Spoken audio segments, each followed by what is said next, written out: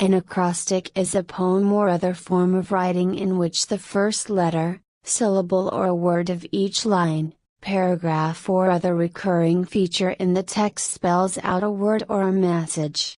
The word comes from the French acrostiche, from post-classical Latin acrostichis, from Koine Greek, from ancient Greek highest, topmost and verse. As a form of constrained writing, an acrostic can be used as a mnemonic device to aid memory retrieval.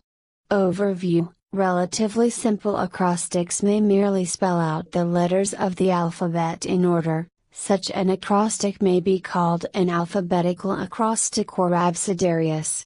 These acrostics occur in the first 4 of the 5 songs that make up the Book of Lamentations, in the praise of the good wife in Proverbs 31, 10:31, and in Psalms 9, 10, 25, 34, 37, 111, 112, 119 and 145 of the Hebrew Bible.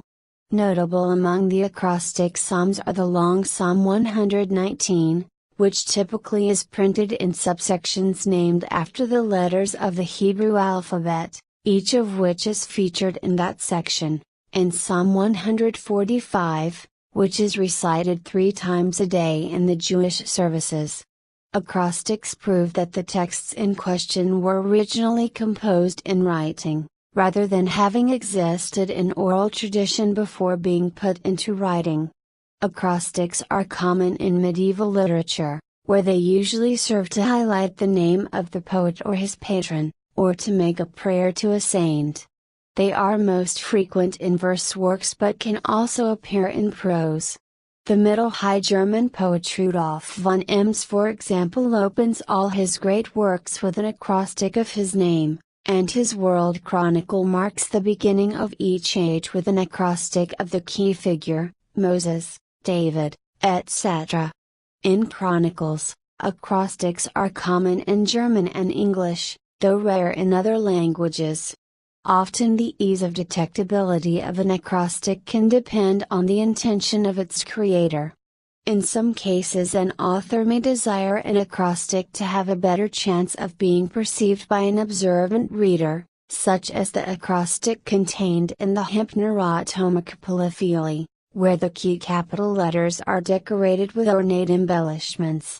However, acrostics may also be used as a form of steganography, where the author seeks to conceal the message rather than proclaim it. This might be achieved by making the key letters uniform in appearance with the surrounding text, or by aligning the words in such a way that the relationship between the key letters is less obvious. This is referred to as null ciphers in steganography, using the first letter of each word to form a hidden message in an otherwise innocuous text.